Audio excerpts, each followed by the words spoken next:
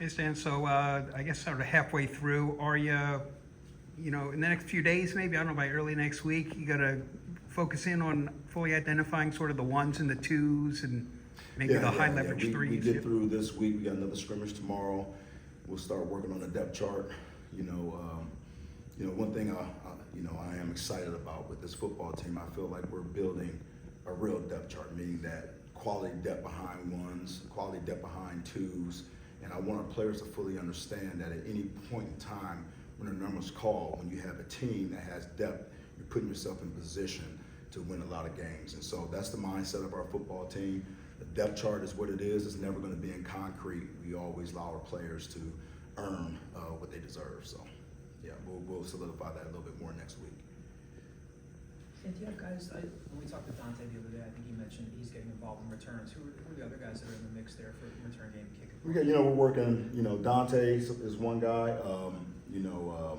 Jalen McMurray is a guy who's done it in games. Obviously, Ahmad Anderson's a guy who's done it in games. And we're working, some young guys in there, Rich Dandridge and Joquez Smith as well, guys that have good ball skills, that are confident about their business back there.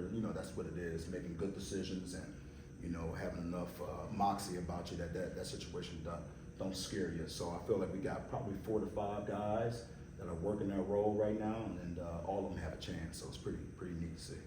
We saw Camden hit a 55-yarder. I'm assuming he's pretty fairly entrenched as the kicker, and then Dante's in there. Yeah, it's Camden's job to lose for sure. Mm-hmm. Yeah, he's definitely he's on a hot streak right now, so he's doing really well. And Chris is still your kickoff specialist at this point? Yeah, that's a competition going on right now. Yeah, that's a competition there. I do feel great about our placement kicker at this point. I mean, we got 2 guys that can put it in the end zone, and we're trying to eliminate some returns in the game is what we're trying to do, and we feel like we got 2 guys that may be able to do that for us. So. Who else in the mix there with Chris? Is it Camden? Is somebody else? Camden's a guy that's working it. There you go. Yes, he's the other. But again, all 3 of those guys. Camden probably in a third as a placement kicker, but those other 2 guys are really working that role. Stan, day before camp started, you pointed to defensive line as an area of potential concern. How has that progressed through the first half? Yeah, it was a concern just on a depth, from a depth standpoint. We had some guys with some little knickknacks here and there, and we're getting ready to see some tempo offense, and those guys are the first ones to find their lungs on the ground. So we need to get some guys prepared to play in that position. Just got to build that younger depth up behind our first unit. We have a really solid first unit of guys, but that second and third group, we just got to get those guys game ready. Still a little bit of an area of concern for me, to be quite honest with you, but they have really good intent in practice. We just got to build the depth. There's going to be some young depth. Yeah, Zamar Grove, is he coming Grove, along? Colin Green, just those guys who hadn't played a whole lot of ball, doing great out here on the practice field. We just don't know what the pressure situation is going to bring out of them, but they've got to play for us this year.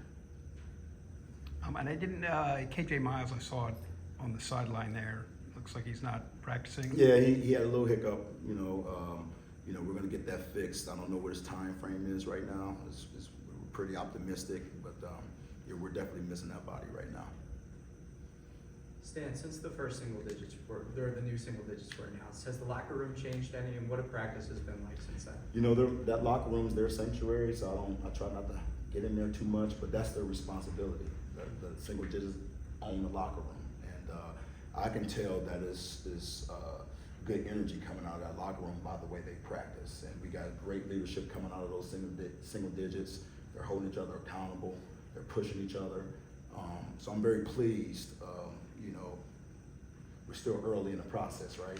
We'll see what those single digits do in the heat of the pressure if they continue that, but I'm very pleased at the trajectory that they're going right now with their leadership. Stan Drayton is pretty much, entrenched as the edge rusher on one side. Has anyone else stood out to you to be the edge rusher on the opposite side? Yeah, you got Trey Thomas is a guy who can rush the passer. We'll be creative. Darvon Hood, a new guy for us who can rush the passer. DeJuan Black's another guy who's a good pass rusher for us. And we can be creative in our system where we got linebackers like Vondi Rigby and Corey Yeoman that got pass rush skills. So, and when you say that, you know, on the edge, pass rush can come from anywhere, right? We feel like we got some interior guys in Quay Mahone and Zamar Grove that can add some pass rush from the interior, which is going to be special for us this year. Has, you know, I know, right, like Everett maintained the terminology and sort of the general structure of the scheme, but I wonder how much he has sort of seen in the first 2 weeks where he's like, okay, you know, I do think based on this personnel, we got to tweak. How much tweaking? That's a daily deal. I mean, that's a great question. You know, that's a daily deal. You know, we have to play into the strength of our players, not the strength of the scheme.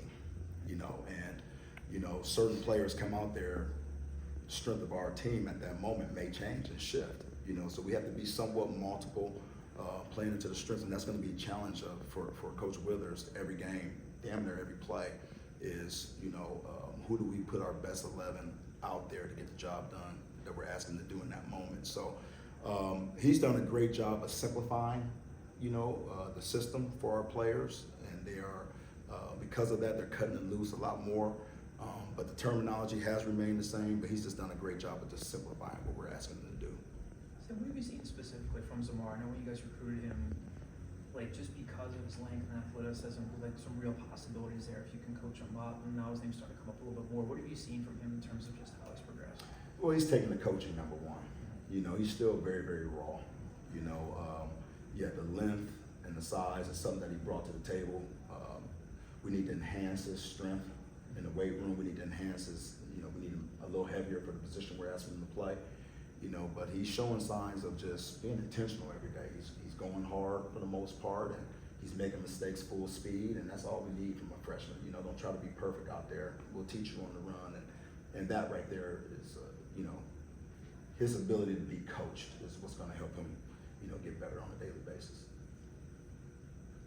You said Quincy, is he still, you know, pretty solid at number 2, and I wonder if 3 and 4 are Yeah, you know, still figuring out. Yeah, I mean, those guys had a good day today. You know, Quincy, he knows the deal. He's a veteran. He knows that his competition is behind him always. And, you know, if I had to play the game today, yeah, he would be a number 2.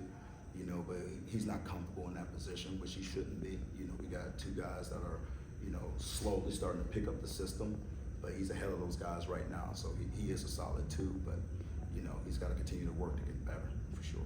But do you have an idea of who's a 3 or who's 4, or those 2? I think Tyler's doing a great job.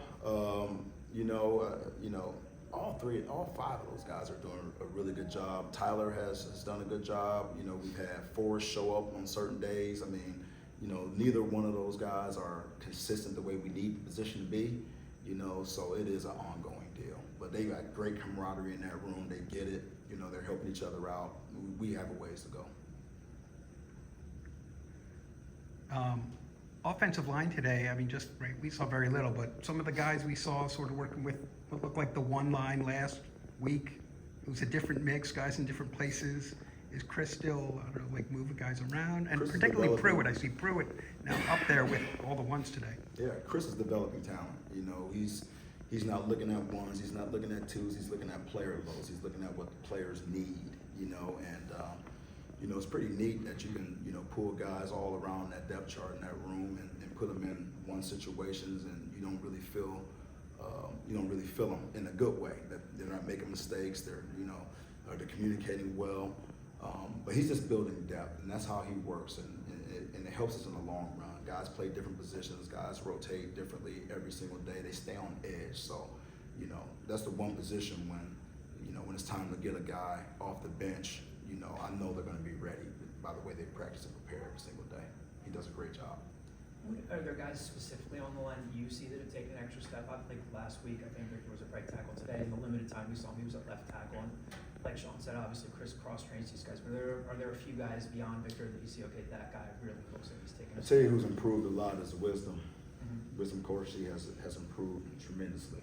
You know, he's got his feet underneath him. He's you know, enhanced his timing of contact and finishing blocks, and he's gotten better. You know, versus the pass rush. I mean, he's a guy that I notice and feel. Rich Rod, you know, is another one. You know, just a tough nut who, you know, makes all the calls at center. You know, puts everybody in the right position. I mean, those are all good things that are improving. You got some young guys like Luke Watson, you know, who, if you put him next to Victor, you know, I mean, he feels like a veteran out there, you know, so it's good to have a freshman straight out of high school that is providing valuable depth early. I mean, that's a very positive sign. And just some unbelievable young talent, Kevin Terry. I mean, you know, we got to get his body weight up and all those things, but he's a super athlete. You know, he's what you want in left tackle, no doubt about it. We just got to, I mean, he's coming fresh out of high school, right? So we got to teach him how to eat and lift and all that other good stuff. But, you know, I'm excited about the young depth at offensive line. I really am. You have any idea when you might give out those last couple of digits? When it's earned. Yeah, when it's earned. I don't have a date. No, you know, it's when the player earns it. So it's on their time. Okay. All right.